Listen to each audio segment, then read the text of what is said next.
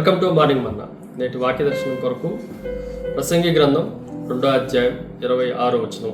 ఏలయనగా దైవ దృష్టికి మంచివాడుగా నుండి వారికి దేవుడు జ్ఞానమును, తెలివిని, ఆనందమును అనుగ్రహించును.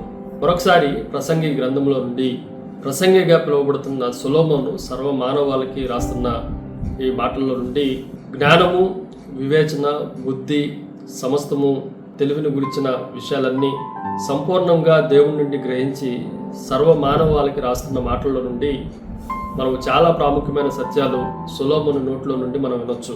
ఈ ఉదయకాల సమయంలో 4 ప్రాముఖ్యమైన సత్యాలు చదవబడిన వాక్య భాగంలో నుండి మనం గ్రహించాలి. నెంబర్ 1, ప్లీజింగ్ గాడ్, దేవుణ్ణి సంతోషపెట్టడము.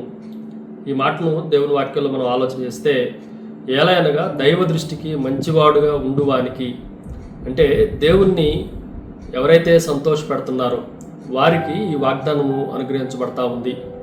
దేవుణ్ణి సంతోషపెట్టువారంగా ఉండాలి, దైవ దృష్టికి మంచివాడు అనిపించుకోవాలి.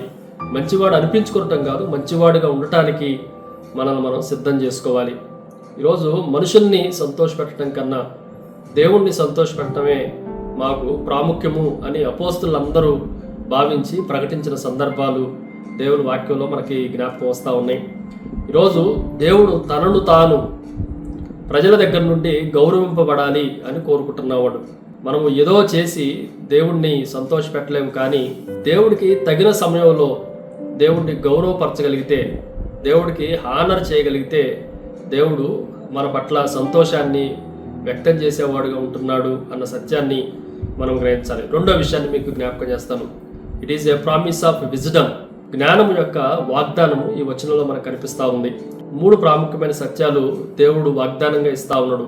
దేవుడు జ్ఞానమును, తెలివిని, ఆనందమును అనుగ్రహించును అని రాయబడింది.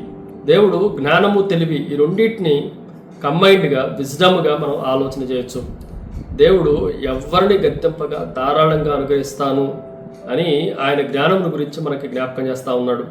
కానీ ఈ లోకంలో అనేకమైన విజయాల ద్వారానో, ఎక్స్పీరియన్స్ల ద్వారానో, అనుభవాల ద్వారానో, లేదు అనంటే పుస్తకాల ద్వారానో, స్నేహితుల ద్వారానో మనం జ్ఞానం సంపాదించుకోవటానికి అవకాశం ఉంటుంది. కానీ అదంతా లోక జ్ఞానం. అది దేవుని జ్ఞానానికి ఎప్పుడు సరితోవదు, అది సరిరాదు. కానీ దేవుని వాక్యంలో దేవుడిచ్చే జ్ఞానము అది పైనుండి వచ్చే జ్ఞానము, అది దేవుని పరిశుద్ధతను గురించిన జ్ఞానము అన్న మాటలు యాకోబు రాసిన పత్రికలో మనం జ్ఞాపకం ఉంచుకోవచ్చు. 3వ సత్యాన్ని మీకు జ్ఞాపకం చేస్తాను. It is a pure happiness, స్వచ్ఛమైన ఆనందము. దేవుడు వారికి ఆనందాన్ని కూడా అనుగ్రహిస్తాను అని దేవుని వాక్యంలో రాయబడతా వచ్చింది. ఎప్పుడైతే జ్ఞానము, తెలివి, వివేకం మనకు ఉంటుందో అక్కడ మనకి ఆనందము కూడా కలగటానికి అవకాశం ఉంది. ఒకడు తెలివి లేకుండా చూసి తల్లిదండ్రులకి దుఃఖము కలుగుతూ ఉంటుంది. ఆనందం ఎప్పుడు కలుగుతుంది అనంటే సజీవమైన యేసుక్రీస్తుని గురించి, దేవుని గురించిన స్వచ్ఛమైన జ్ఞానాన్ని ఎవరైతే తెలుసుకుంటారో వారికి స్వచ్ఛమైన ఆనందం కూడా ఉంటుంది అన్న సత్యాన్ని మనం గ్రహించాలి. ఫైనల్లీ చివరిది, పర్పస్ ఇన్ హిమ్, ఆయనలోనే ఉద్దేశము. దేవుడు మన అందరికీ ఎందుకు ఇవన్నీ అనుగ్రహిస్తున్నాడు అనంటే జ్ఞానము కానీ, తెలివి కానీ, ఆనందము కానీ మనకు దేవుడు అనుగ్రహించిన ప్రతిదీ దేవుని కొరకు వినియోగించడానికి, దేవుణ్ణి కనుగొనటానికి, దేవుణ్ణి సంతోషపెట్టడానికి, ఆ ఉద్దేశంతోనే దేవుడు వాటిలన్నింటినీ మనకు సమకూర్చాడు. ప్రార్థన. సకల ఆశీర్వాదములకు కారణభూతుడవు తండ్రి, సొలొమోనుకు అనుగ్రహించిన వాటిలన్నింటినీ మాకు కూడా మీరు అనుగ్రహిస్తారని విశ్వసించి ప్రార్థిస్తూ యేసు నామమున అడిగి వేడుకొంచున్నాం తండ్రి. ఆమేన్. God bless you.